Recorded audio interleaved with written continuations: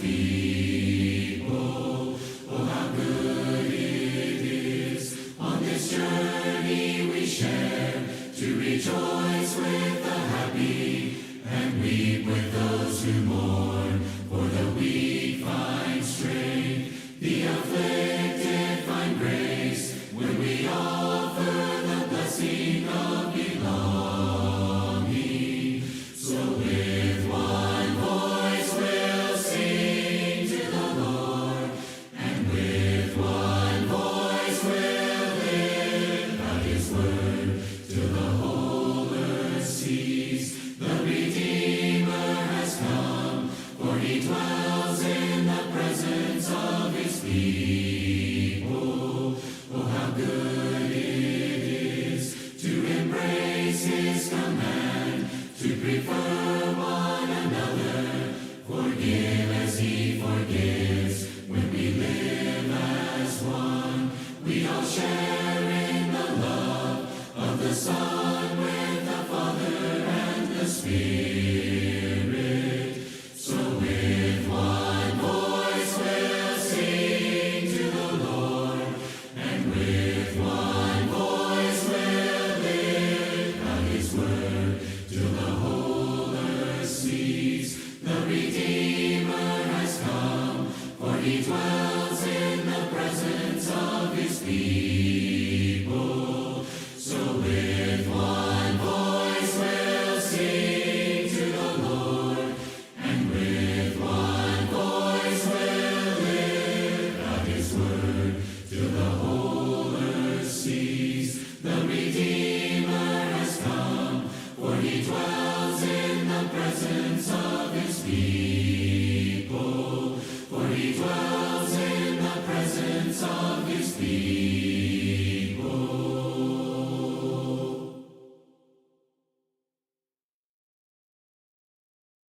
The law of the Lord is perfect, converting the soul. The testimony of the Lord is sure, making wise the simple.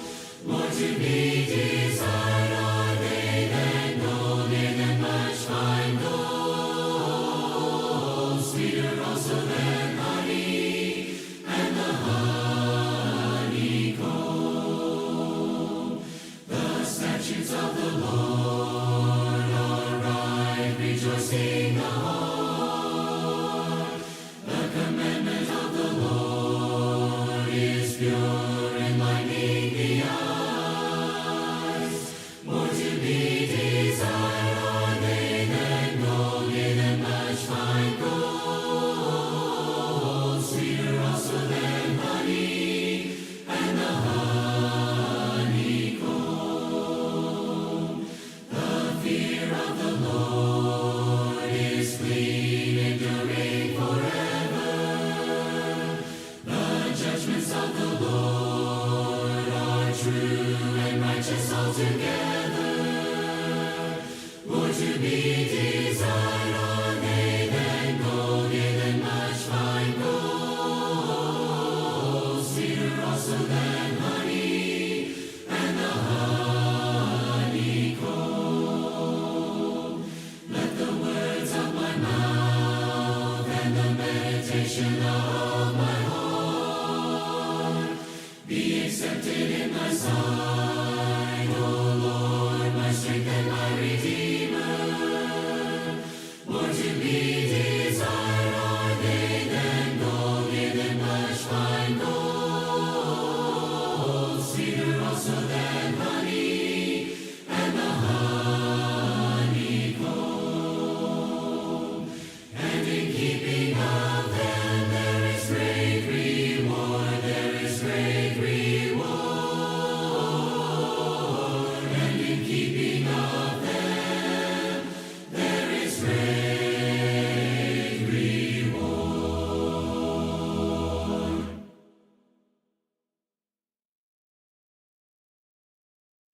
Lord, I come.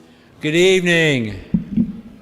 It's good to see everyone here this evening, especially if you're visiting with us. Thank you so much for being here, for braving the storm, and and for coming out for Wednesday night Bible class this evening. If you're joining us online, thank you so much for joining us as well. We have 2 more Wednesdays. That's right, I think, before Summer Series. Summer Series will begin the first Wednesday after the first Sunday in June, and our topic is going to be evangelists. We're going to be looking at the men and women in the book of Acts and also the Gospels who made it their life's mission to share the gospel of Jesus Christ. So it'll be a series of biographical lessons that we'll be having, and looking forward to that. Got a lot of wonderful speakers among the men here. Some of them haven't presented lessons to us yet, but we're looking forward to them doing that. Okay, we do want to make a few announcements today, and we're going to begin with those who are in need of our prayers. Jairus Bullard continues to improve in rehab, but it's slow. He is in Fairfax Nursing Center, which is right in Old Town Fairfax, and he would appreciate visits on the weekends, on Saturdays and Sundays. During the week, he's getting dialysis and a lot of rehab, so it's hard to catch a good time. But we do want to mention that. Reina Chavez continues to have tests run. We heard just this week that Wyatt Gerald, you don't have to remember back too long to remember the Geralds, such an important family to our church family here. Wyatt Gerald, one of our former members, had a very serious accident while working on a car, suffered a C2 neck fracture. Quite lucky not to be more damaged than he was. He will have a long recovery. We have his address in the bulletin, but he is not paralyzed, but he is pretty much immobilized. So let's keep the Gerald family. His mom and dad, Phil and Myra, are there with him, and he's in Saltillo, Mississippi, and we have his address in your announcements for tonight. So let's keep Wyatt Gerald in our prayers. We also want to continue to pray for those who are still at home, unable to join us yet, Bill McCusker, Bernard Wyreco, and Tim, and others. Those who are fighting cancer, there's so many, but we always mention Janine Easterwood and Diane Walker, who are currently being treated for their cancers that have returned. Our expectant mothers, Jessica Avery and Bailey Wilson, so let's keep them in prayers. We had a funeral service just today for Richard Barrett and his family, and the flowers up front are from that service. Let's keep that family in our prayers. There'll be a service for Ray Compton.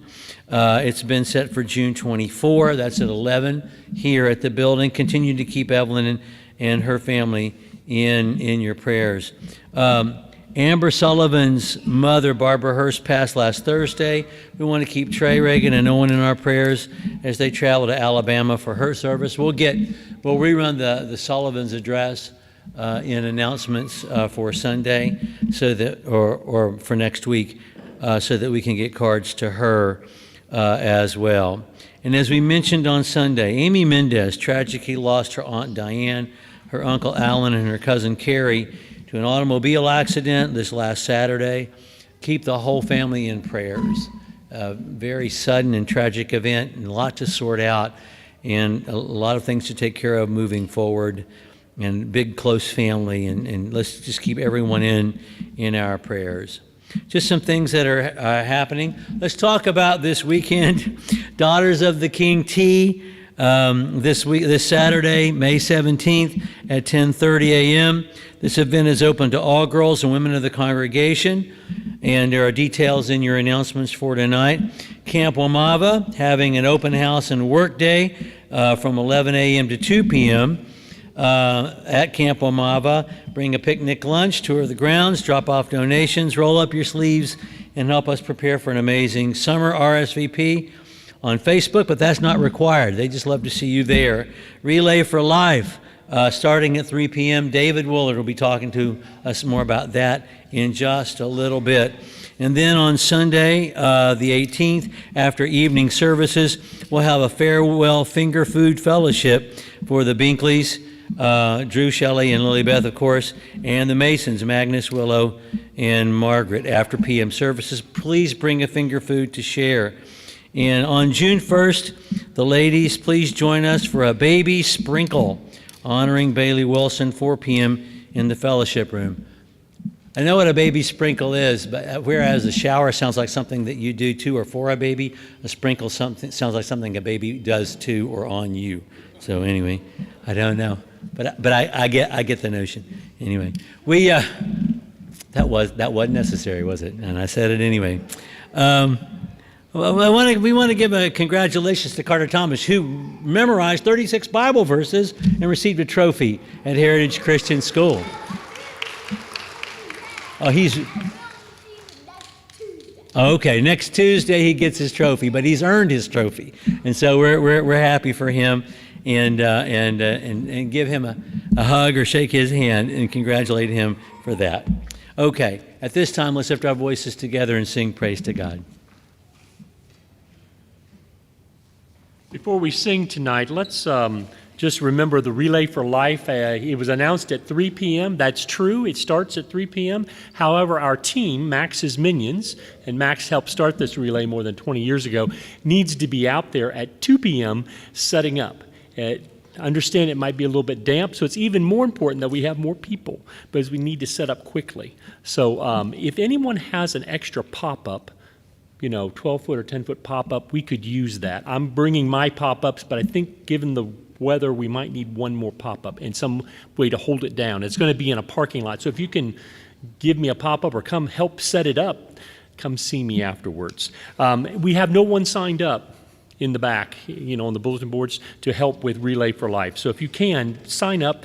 It keeps us from being so anxious about things. And also tonight, if you want a luminary, that is one of those little sacks with a candle in it in memory or in honor of someone, you need to donate the money tonight, and we can put that donation to the American Cancer Society because they need time to make that and get that out there for you. All right, our first song tonight, as you can see, is "O Thou Fount of Every Blessing." And God continues to bless us. Amen. Yeah. Okay. AV booth, we need the other song. There we go.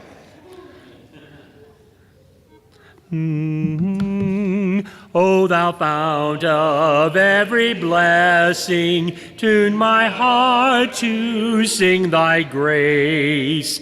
Themes of mercy never ceasing, call for songs of loudest praise. Teach me ever to adore thee, may I still thy goodness prove, while the hope of endless glory fills my heart with joy and love. Here I raise my Ebenezer, hither by thy help I've come, and I hope by thy good pleasure safely to arrive at home. Jesus sought me when a stranger, wandering from the fold of God. He to rescue me from danger, interposed his precious blood. Oh, to grace, how great a debtor daily I'm come straight to be. Let thy goodness, like a fetter, bind my wandering heart to thee. Never let me wander from thee. Never leave the God I love. Here's my heart, oh, take and seal it for thy courts above. And our song before our prayer and dismissal to class is going to be Jesus, Let Us Come to Know You.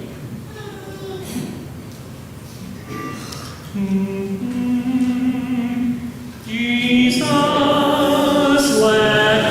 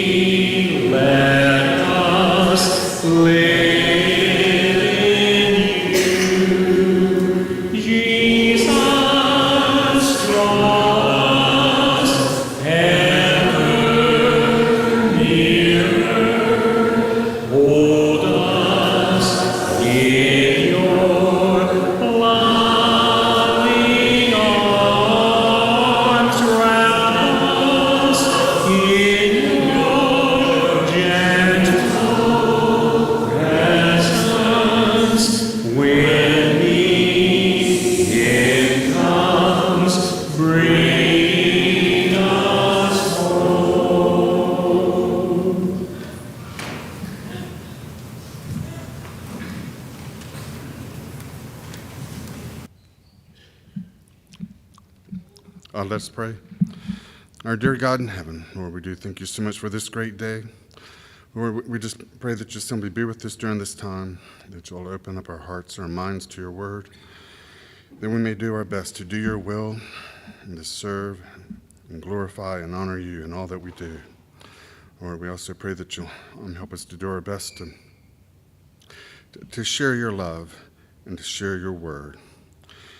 And God, we do pray for all those on the prayer list, that you'll provide them with the comfort and the healing and the strength that they need during this time.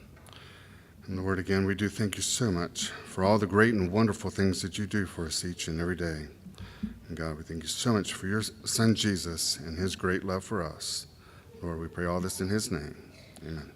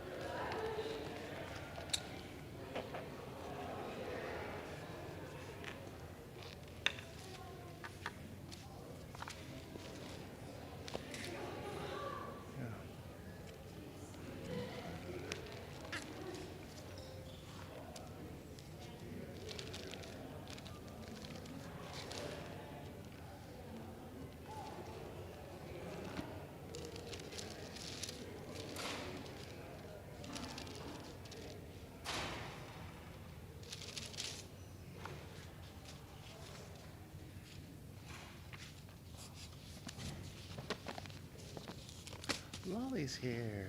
I saw her. Huh. I was smiling because I just realized Lolly's here. All right.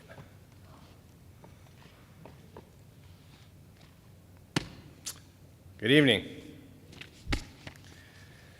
We have 3 more classes of Zechariah left. This will be the last class I teach. Philip is supposed to teach the final 2. Supposed to. We'll see. Hopefully he doesn't get taken away for work. We're going to cover chapters 11 and 12 today. Try and get through these both. Hopefully we'll be able to do so. I haven't asked this in a couple weeks, so I will ask today. And I bet Robert knows, and Robert hasn't even been here in like 2 weeks. Who is Zechariah's contemporary? Yeah, I heard him say it. Yep, other people. Yep, Haggai, very good. Okay. And so, as you guys have seen from a couple classes ago, we aren't talking about, or we're no longer going through visions, because those visions ended quite a while ago. And now we're going through just some prophecies that Zechariah is making.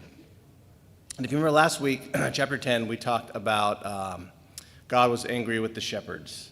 Or he said there was no shepherd, and he's angry with the shepherds. And so tonight we're actually going to talk about that in more detail, because chapter 11 is pretty much all about this idea of a bad or or their unwillingness to be shepherded, the people that is. Back in chapter 10, verse 2 and 3, it said, "They are afflicted because there is no shepherd. My anger is kindled against the shepherds, and I will punish the male goats." So we'll talk more about that tonight. As always, we're going to go ahead and read the chapters, but we're going to read chapter 11 first, go through it and discuss it, and then we'll read chapter 12 after that. Before we get started, any questions or comments from any of the previous classes? Any thoughts? Anything anybody would like to share? No? Okay, we'll go ahead and get started. We're going to read chapter 11. "Open your doors, O Lebanon, that a fire may feed on your cedars. Wail, O cypress, for the cedar has fallen, because the glorious trees have been destroyed. Wail, O oaks of Bashan, for the impenetrable forest has come down. There is a sound of the shepherds wail, for their glory is ruined. There is a sound of the young lion's roar, for the pride of the Jordan is ruined.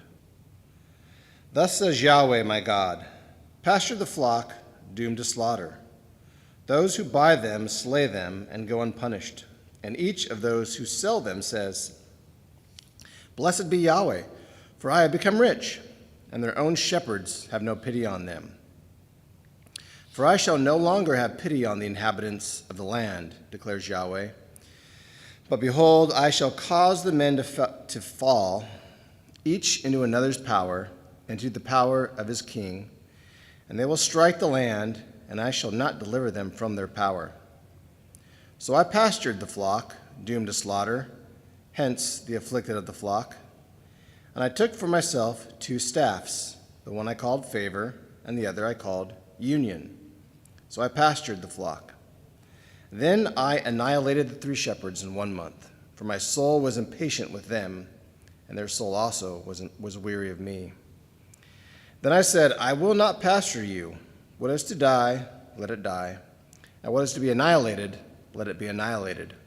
And let those who are left eat one another's flesh. And I took my staff, favor, and I cut it in pieces, to break my covenant which I had made with all the peoples.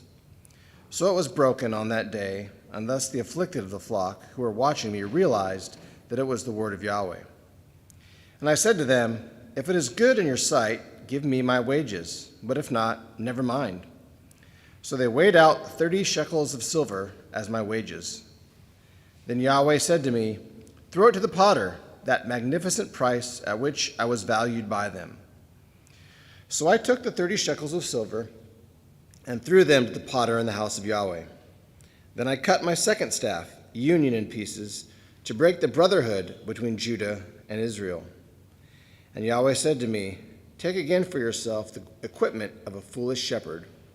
For behold, I am going to raise up a shepherd in the land who will not care for the perishing, seek the scattered, heal the broken, or sustain the one standing, but will devour the flesh of the fat sheep and tear off their hooves.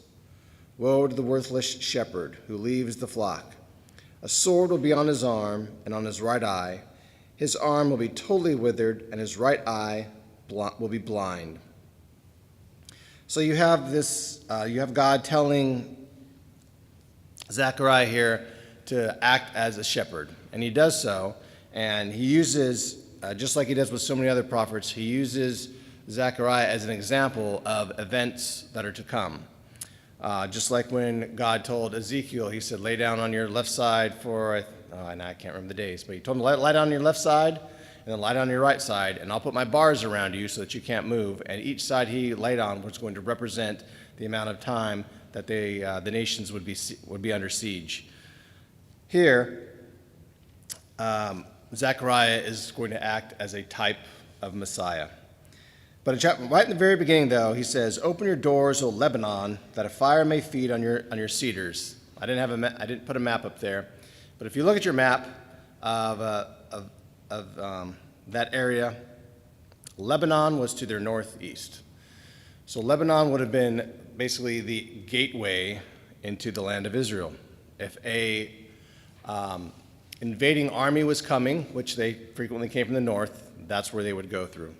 So what he's saying here is, he's saying, open your doors, O Lebanon, that a fire may feed on your cedars. So basically there's destruction coming. And in verse 2, he says, wail, O cypress, and you may have a footnote there that says juniper. Wail, O cypress, or juniper, for the cedar has fallen, because the glorious trees have been destroyed. Wail, O oaks of Bashan. So if you remember way back when Solomon built the first temple that has been destroyed, he got the oaks from Lebanon. So they used these trees to build things, all sorts of things. And here he's saying that it's going to represent destruction. Why I mentioned the juniper? Because juniper's full of sap, very sticky. And if the cedars, if they're going to fall by fire, then the junipers, they have no hope, because those things will burn up. And you guys ever burned your old Christmas tree? After Christmas, that thing goes up quickly. Okay, anyways, but that's what he's saying right here, is he's saying that these invaders are going to come through the north, they're going to destroy the land, and he uses the trees as a, just like as a metaphor. And then in verse 4, God tells Zechariah to pasture the flock. But what's interesting is he says, pasture the flock doomed to slaughter, which is kind of interesting. So why would you pasture a flock if it's doomed to slaughter? Why waste your time? But there is a point in what he's and why he's telling him to do this. So he says, those who buy them, that is the flock, slay them and go unpunished. And each of those who sell them says, blessed be Yahweh, for I am rich. So back in Nehemiah, which hasn't quite happened yet, but in Nehemiah 5, you have an example of this. So if you go read Nehemiah chapter 5, Nehemiah is angry at the people because they are, They're enacting usury on their own people. They're charging high interest. They're becoming wealthy off of their own brothers and sisters. They're taking advantage of them. So that's what this metaphor here, or this illustration he's using here, but not necessarily what was happening in Nehemiah 5, although that could be applicable, but that's just an example.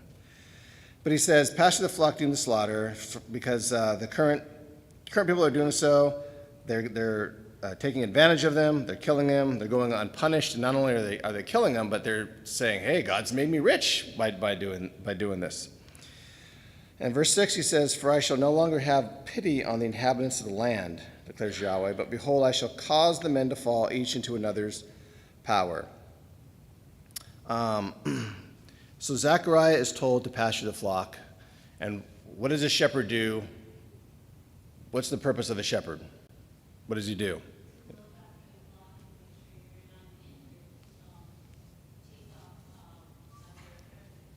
Yep. Actually, you can go to the verse 16, but it tells you what a shepherd should be doing, because he says he's going to raise up a shepherd that doesn't do these things. What should a shepherd do? He should care for the perishing.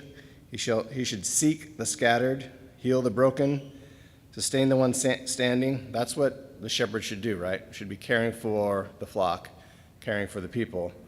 Instead, he says that they're doing the exact opposite. But he tells Zechariah, pasture this flock that's doomed to slaughter. So in verse 7, he says, I took for myself 2 staffs, the one I called favor, and the other I called union.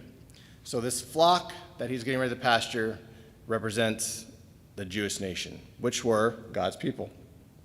God selected them.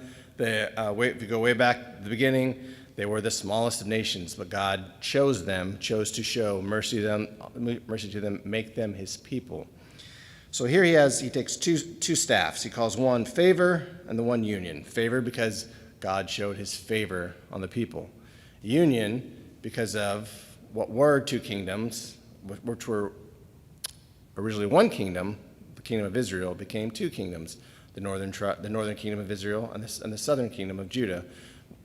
So you have these 2. So he takes these 2 staffs, and in verse 8 he says, then I annihilated the 3 shepherds in 1 month.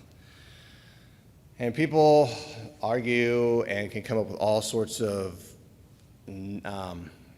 examples of what these 3 shepherds are. The point is that these shepherds, they weren't doing their job. I suspect that the shepherds, there's 3 of them, so you could probably think of prophet, priest, and king. Should have been a prophet, should have been a priest, should have been king, should have been obeying God's word and doing the things that a shepherd would do, like we read in verse 16. I think that's why he says 3. I don't think there was 3 specific individuals that Zechariah God was talking about. So he says he annihilates the 3 shepherds. Some versions, I think, say he dismisses the 3 shepherds, but he does so in 1 month. In other words, he does it quickly. He gets rid of these guys quick. He doesn't drag it out over a long period of time. He gets rid of them. He says he does that because his soul was impatient with them, and their soul was also weary of me. Then in verse 9, it says, then I said, I will not pasture you. What is to die, let it die. And what is to be annihilated, let it be annihilated, and let those who are left eat one another's flesh. Just a question for you guys to get some conversation so I'm not the only one talking. What's he talking about there? What does he mean? Why as a shepherd would he just say, you know what? I'm not gonna pasture you guys anymore. I'm just gonna let whatever's destined to die, etc. Rachel. I believe God always worked with what natural around us, with nature. So like if God is to destroy a certain city or a certain place, it will use the environment to destroy it. It won't go out of ordinary to destroy it. It's too easy for him to just take his hand off and let them destroy themselves. It's so easy. Punishment is easy. All he has to do is hands off. That's all he has to do. When God has hands in your life, you're protected. You're anointed. You are part of him. But once he let his hand go, whatever punishment comes to you is a punishment that you have put on yourself because you deny God, and everything that comes to you is from what you're doing. So they're killing each other. They're killing each other. They're destroying each other. Not from God doing, but from their own doing, from their own sins. So if you didn't hear what Rachel said, she said when God punishes, he uses the environment, and sometimes he just takes his hands off. And you actually see that a lot, especially when the prophets are talking about the judgment that God would bring on them. He would basically say, you know what? You want to do these things? I'm gonna give yourself over to your desires, and it's going to be your undoing. And I think that's exactly what he's saying here is he's just saying, I'm not going to bother taking care of you guys. Whatever dies, dies. What is to be annihilated, let it be annihilated, and let those who are left eat one another's flesh. And that's exactly what he's going to do. And we'll talk more about what I think this means as we get to the end. But he says, yes, that's what I'm going to do. So then in verse 10, he says, and I took my staff favor and cut it in pieces to break my covenant which I had made with the peoples. So he's using that as an illustration. God's no longer going to have favor on the people, just like Rachel was saying. When God has favor on us, when he takes care of us, he does what? He disciplines us, just like it says in Hebrews, if you're not his son, he disciplines those he loves, he disciplines his children. If you're not getting disciplined, you're not his kid, which means he's going to leave you to your own desires. So here he says that he takes this staff, favor, which represented the favor that God shows the people, and he breaks it. Which I had made with all the peoples. Verse 11. So it was broken on that day, and thus the afflicted of the flock who were watching me realized that it was the word of Yahweh. So this one thing I don't quite understand, and maybe you guys do, is Zechariah actually carrying these things out? And if so, like in verse 11, when it says the afflicted of the flock who were watching you realized that it was the word of the Lord, who are these afflicted? Is this the actual people? Is this just an analogy? I'm not quite clear on that. Anybody have any thoughts or ideas? I have a thought, Robert. but pure speculation going through this, but I think clearly when he's breaking the staff, breaking the covenant, that's the day Jesus dies. That's when that covenant is annulled and a new covenant is going to be put into place. And when that happened, I can't remember who said it, but they said, truly this is the Son of God. And it was not a Jew that said it. It was a centurion that was standing there watching. The centurion that said it. That's the shepherd watching him standing by. He's not of the people. He's outside of that group. That's just a speculation. Yeah, no, I think that's pretty good, and we're going to talk more about that as we get to the end of the chapter. So verse 12. And I said to them, if it is good in your sight, and again, who's he talking to when he says this? You know, I'm still like, I don't know who he's talking to because, whatever. He says, if it's good in your sight, give me my wages, but if not, never mind. So they weighed out 30 shekels of silver as my wages. Then Yahweh said to me, throw it to the potter, that magnificent price at which I was valued by them. So I took the 30 shekels of silver and threw them to the potter in the house of Yahweh. Hold on real quick.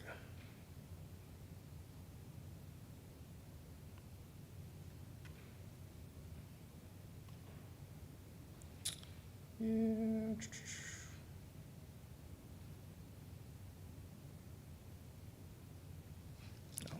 All right. Sorry, I lost my thought there. Okay. So Matthew 27. Turn over there real quick. Matthew chapter 27. It's important that we look at things like this. Matthew 27, verse 9 and 10.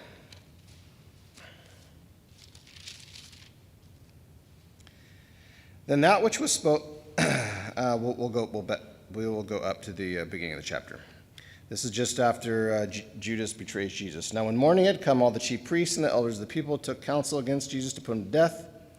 And they bound him and delivered him away and delivered him up to Pilate the governor. Then when Judas, who had betrayed him, saw that he had been condemned, he felt remorse and returned the 30 pieces of silver to the chief priests and elders, saying, I have sinned by betraying innocent blood. But they said, what is that to us? See to that yourself.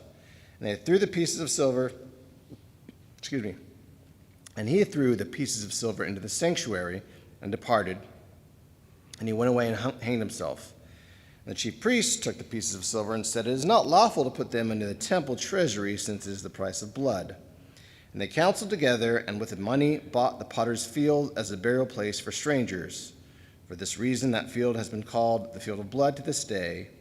Then that which was spoken through Jeremiah the prophet was fulfilled, saying, and they took the 30 pieces of silver, the price of the one whose price had been set by the sons of Israel, and they gave them for the potter's field as Yahweh or the Lord directed me. So I wanted to bring this up because we just read this prophecy, but yet here in Matthew 27, they attribute it to Jeremiah. It's important that we read this because these are things that people who are biblical skeptics will say, well, look at this. They couldn't even get the prophet right when they were recording this passage. So if you go to Jeremiah, there's nowhere in Jeremiah where anything like this at all was even closely remotely done. So why does Matthew quote or claim that this was spoken by Jeremiah the prophet? I have what I think is an answer, but questions first. Barry. I don't have a question. No, go ahead. No, Aaron. Well, the Jews don't think of the Old Testament as the Old Testament. It's Torah, Nevi'im, the Torah, law, the Nevi'im, the prophets, and the Ketuvim, the writings. And so the three different scrolls, and so the prophets are their own scroll. And they often, it was not uncommon to refer to that scroll as the Jeremiah scroll. And so all he's saying is, to me, it's in the scroll of the prophets. He says that. That's all he's saying. There's no reason to make a big deal out of it. Yeah, I think you're exactly correct. You are exactly right. Because they didn't have nice, clean books like this. They had, as Barry said, scrolls. And you didn't have a scroll for each prophet. As you said, you had a scroll which had all the prophets, and that scroll was usually called Jeremiah, so he would have said that. And Matthew is the one that quoted this. And who was Matthew's audience when he was writing the gospel? Who was he writing to? The Jews. So they would have immediately known what he was talking about, and they would not have questioned and said, wait a second, Zechariah said that, not Jeremiah. But it's important that you guys, that we know that. Just like people will say, actually, I talked about it already. Never mind. Okay. So this is, I think, a similar event happened. You remember when Jesus' apostles were eating the heads of grain, and the scribes and Pharisees said, why are you doing what's unlawful? And then Jesus says, are you not familiar with what David did during the times of Abiathar the high priest, when he took the bread of presence and ate it? Well, if you go back and read the story, it wasn't Abiathar, it was Ahimelech. But Abiathar was the son of Ahimelech. So it could have been that he was just saying that Ahimelech, who eventually became high priest, Kind of like if you referred to President Kennedy when he was President Kennedy was the boat captain of the I forget whatever. Well, was he the president when he was the captain of the boat? No, he was in the Navy. He wasn't the president. Same type of thing. Okay. The last point I'll make about that is in John 15:25. I'll just read that real quick, just kind of to bring the point home. John 15. We're getting close on time. 15:25. He says, "But they have done this in order that the word may be fulfilled that is written in their law. They hated me without a cause." So if you and I read that where it says written in their law, I'm thinking, okay, that's the Torah, Genesis, the first 5 books. But the quote actually is from Psalms. Psalm 35 verse 19 is the quote. But pretty much if God makes a prophecy, it's going to be what? It's going to be law because he says it's going to happen. But anyway, that's just another example. Okay. So you have this prophecy, this 30 shekels of silver payment. So this is pretty neat. Anybody know where in the Old Testament this 30 shekels of silver came from? I had always heard it, but I never actually went and read it until I was preparing for this class, and I just thought it was so cool, all the little details. Anybody offhand? Yeah, very, very good, Matthew. Yes, that's exactly it. Exodus chapter 21, beginning in verse 28. "And if an ox gores a man or a woman to death, the ox shall surely be stoned, and its flesh shall not be eaten. But the owner of the ox shall go unpunished. If, however, the ox was previously in the habit of goring, and its owner has been warned, yet he does not confine it, and it kills a man or a woman, the ox shall be stoned, and its owner shall be put to death. If a ransom is demanded on him, then he shall give for the redemption of his life whatever is demanded of him. Whether it gores a son or a daughter, it shall be done to him according to the same rule. If the ox gores a male or female slave, the owner shall give his or her master 30 shekels of silver, and the ox shall be stoned." So that's, yes, exactly like Mike said, or Matt said. It's the payment for a slave that has been gored, or what's another word for gored? Starts with the letter P. Pierced by a bull. And we'll read in the next chapter here in a bit more on this, whom they have pierced. But if you remember from Psalm 22, and everybody remember what Psalm 22 is about? Say it louder, Gene. Yes, it is. So it's the psalm about, which basically details Jesus' crucifixion. And in verse 12, it says, "Many bulls have surrounded me, strong bulls of Bashan have encircled me." And in verse 16, it says, "For dogs have surrounded me, a band of evildoers has encompassed me, they pierced my hands and my feet." So I always knew that the 30 shekels of silver were the payment for a slave, but what I didn't realize, it was specifically for a slave that had been killed or gored by an ox. You have David, when he writes Psalm 22, talking about being surrounded by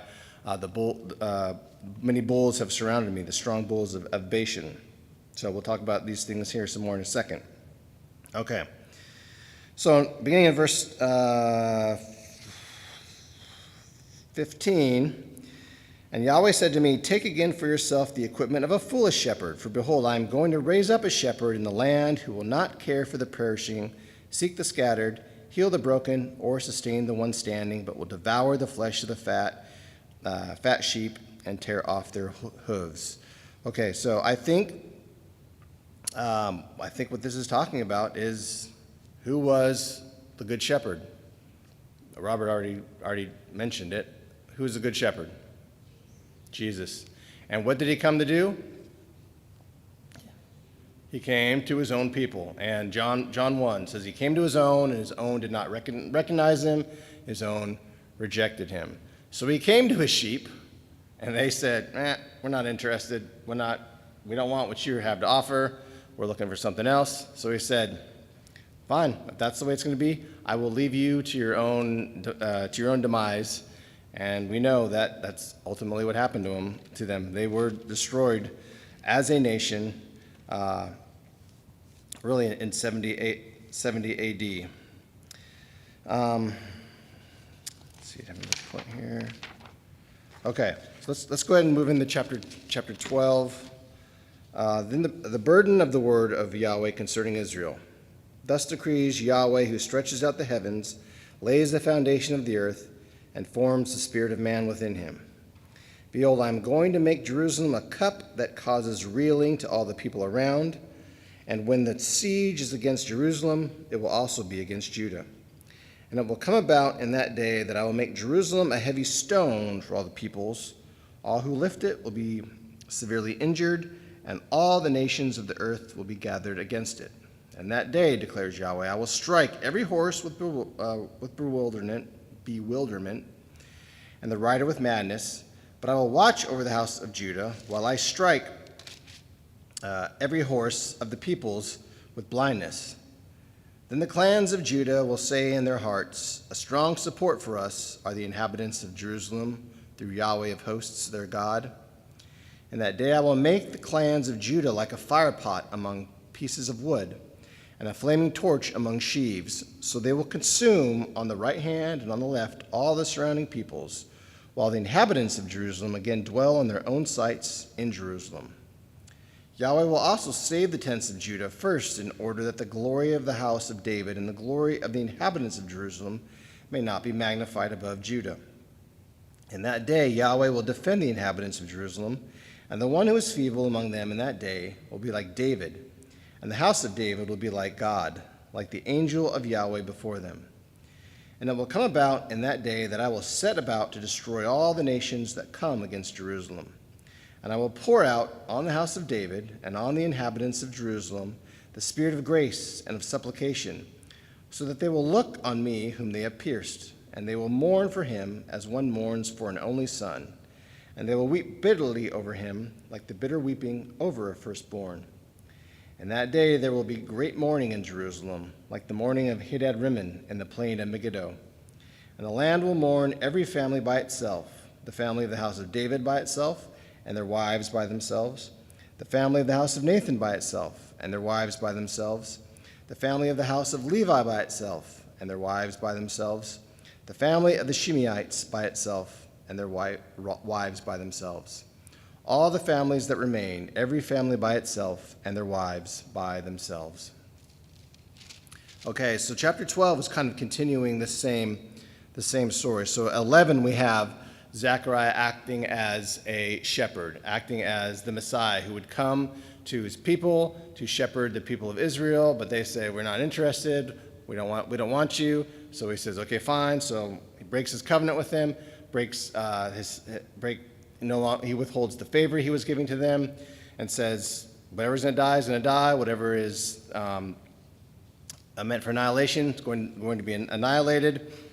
And then he says, pay me what you think I'm worth. He gets 30 pieces of silver.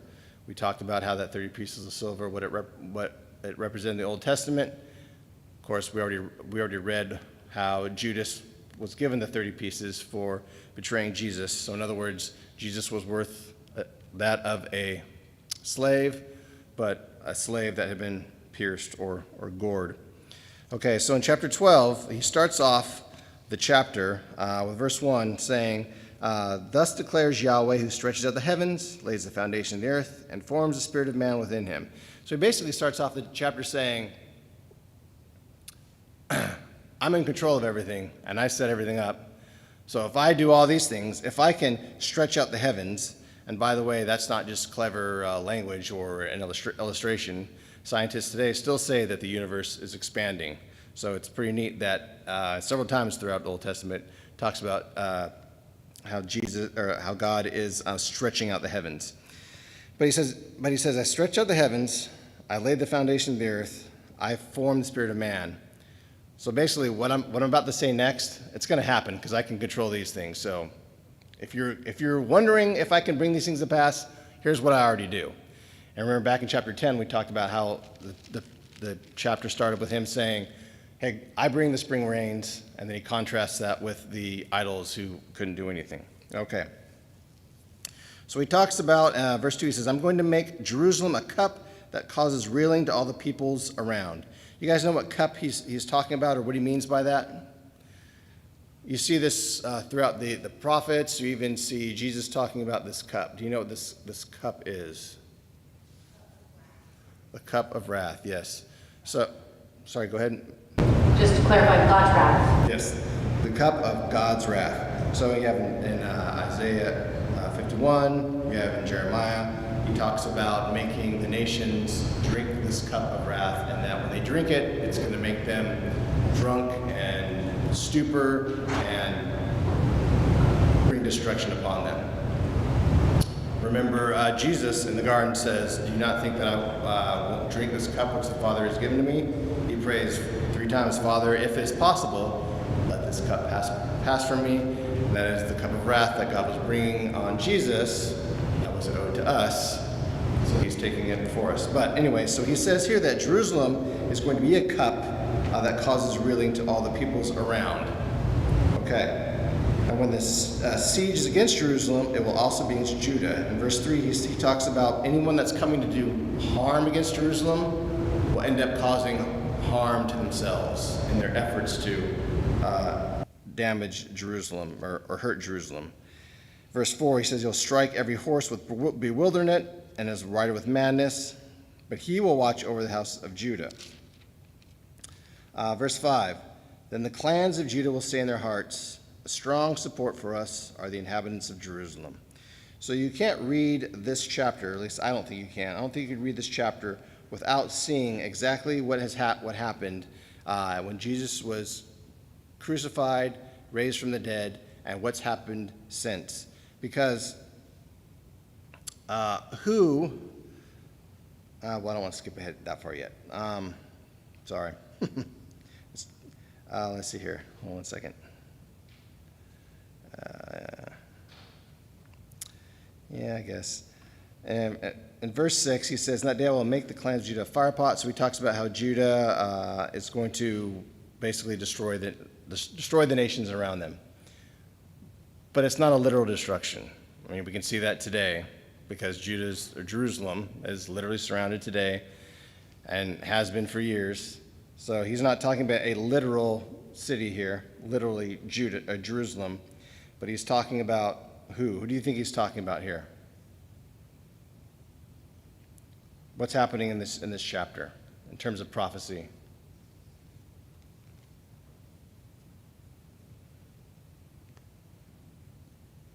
Verse 8, he says, in that day Yahweh will defend the inhabitants of Jerusalem. Who are the inhabitants of Jerusalem? Who's mourning?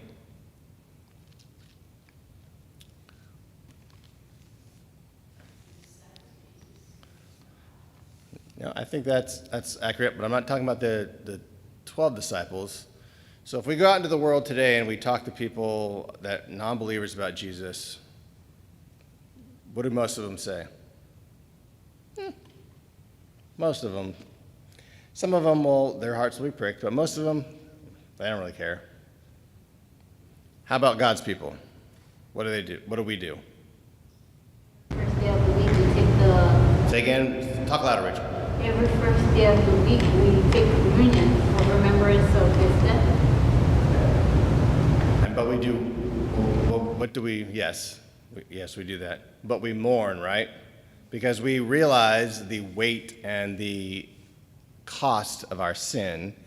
And so we mourn when we realize what it cost God. Let's see here in verse 10, I will pour out on the house of David and on the inhabitants of Jerusalem the spirit of grace and of supplication, so that they will look on me whom they have pierced. And they will mourn for him as one mourns for an only son, and they will weep bitterly over him like the bitter weeping over a firstborn. Does the world in general, do they weep and mourn over the death of Jesus? No, they don't care. God's people do. And by the way, this verse right here, Scripture uses these subtle, nuanced changes that we may not notice, that we might read over and not even realize these cool things. Like this verse right here. It says, so that they will, verse 10, they will look on me whom they have pierced, and they will mourn for him as one mourns for an only son. So what's interesting here is that God uses himself first in the first person. He says, they will look on me whom they pierced. But then, all of a sudden, he switches to the third person. He says, and they will mourn for him. So you go, wait a second. God just said you're going to look on me and then mourn for him. But this is the same person. How can that be? That would have been very confusing to them back in the day, and I sure would have been confused. Much easier to understand now. But how many times have I read that over and I never made the correlation in that? Much the same in Psalm 110, where it says, Yahweh said to my Lord, sit at my right hand until I make your enemies a footstool for your feet. The Jews didn't understand that because David wrote that, and they said, how could David be calling God, saying God's here, but then this Lord here? How does that even work? Phil?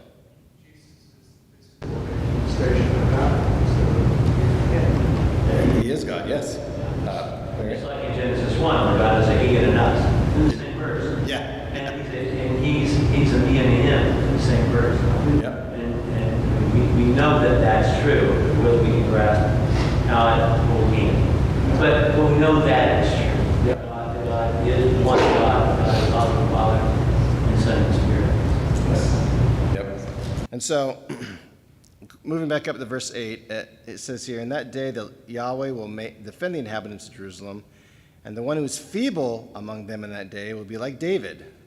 Well, everyone here is well aware of David's prowess as a warrior. So he says the weakest will be like David, and the house of David will be like God, which is interesting because, which house did Jesus come from? House of David. David's house, yep. Will be like God, or is God. Will be like God, like the angel of Yahweh before them. One other thing I wanted to mention here. Oh, yes. Back in Isaiah chapter 40, verse 29, everyone I think is familiar with this passage. It says, but those who hope in Yahweh will renew their strength. In 2 Corinthians 12:10, it says, Paul wrote, for when I am weak, then I am strong. So, the house of David will be like God. It literally would end with God, literally. So the house of David and the inhabitants of Jerusalem, they will look on him whom they have pierced. And remember, going back to the previous chapter, those 30 pieces of silver that Zechariah was paid, and how that's just so neat. He was paid that 30 pieces of silver. What was the cost of 30 pieces of silver? It was for a servant who was gored. In other words, the gored's pierced. We read in Psalm 22 where it talks about the bulls of Bashan surrounding him. And here he talks about how the nations, or really us, we will look on him whom they pierced. Okay. So in verse 11 it says, and that day there will be great mourning in Jerusalem like the mourning of Hadad Rimmon in the plain of Megiddo. Do you guys remember what happened in the plain of Megiddo?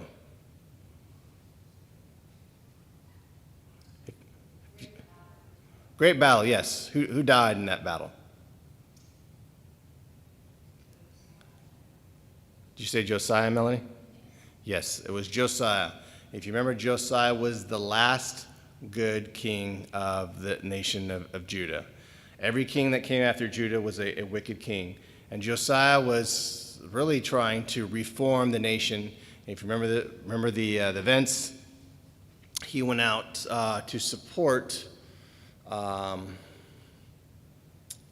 see here. Yes, against the Assyrians. And the Assyrians lose, and Pharaoh Necho is the one that actually kills Josiah and then appoints a vassal. But yes, so it says that there will be a great mourning, just like what happened when Josiah died. It says, and the land will mourn, every family by itself. And then he lists these three families. Was it three families? I got it right here, even though I can read it. It's four. So he lists the house of David, the house of Nathan, the house of Levi, and then the family of the Shimeites. Now, I had to go look up who the Shimeites were. But when I did, it's like my mind was blown again because of who these people are. So, everyone knows who David was. Who was David? The king. Who was Nathan? Was was the prophet. Levi, the priests. Now, Shimeites, who are they?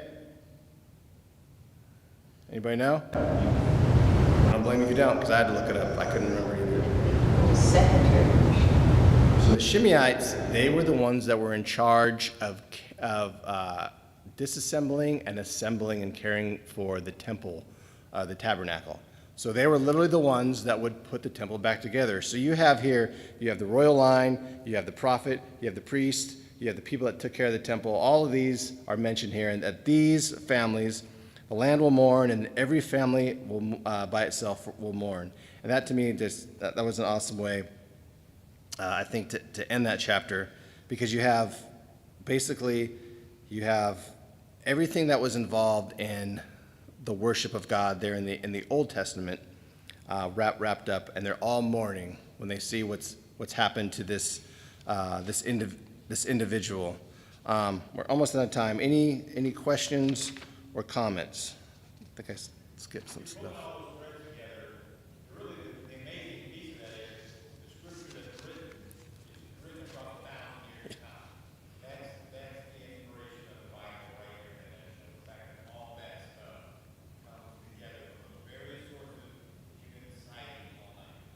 Yeah, earlier today I was thinking, could I have written something like this? Could anybody have written something like this with all of these pieces, coming together throughout these literally thousands of years for this to be been written down? I think somebody probably could. However, they couldn't do so with prophetic nature. In other words, they could come up with it, but it's not going to come true. It's like Daniel, the second part of Daniel, which is so specific about the way history is going to unfold, and it unfolds exactly that way. And Zechariah, Isaiah has so many clear prophecies, but it's eerie how just the details that are just there in Zechariah. And it just gets better in the last few chapters. So, yeah. I'm glad you didn't assign us to this class, Barry. Thank you. Okay, any final questions? Because it literally should be ringing any second now. Like I said, Philip's going to cover the last two chapters, 13 and 14, and I think next week he's going to try and cover 13 and about half of 14, so that the final week we can finish the chapter 14 and then review, because there's obviously a lot of stuff in here. Okay, thanks everybody for being here tonight, and we'll see you guys Sunday, Lord willing.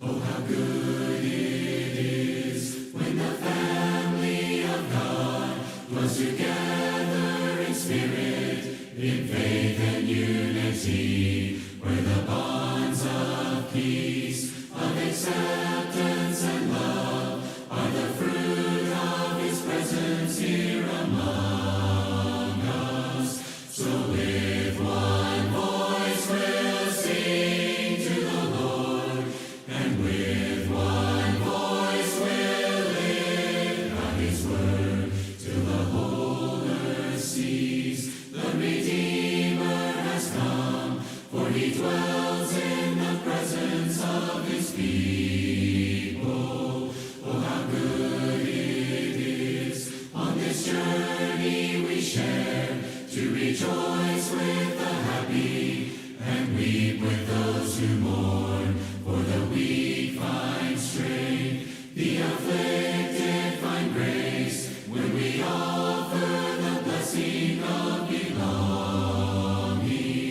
So with one voice we'll sing to the Lord, and with one voice we'll lift out His word, till the whole earth sees the Redeemer has come, for He dwells in the presence of His people. Oh, how good it is to embrace His command, to prefer one another, forgive as He forgives. When we live as one, we all share in the love of the Son with the Father and the Spirit.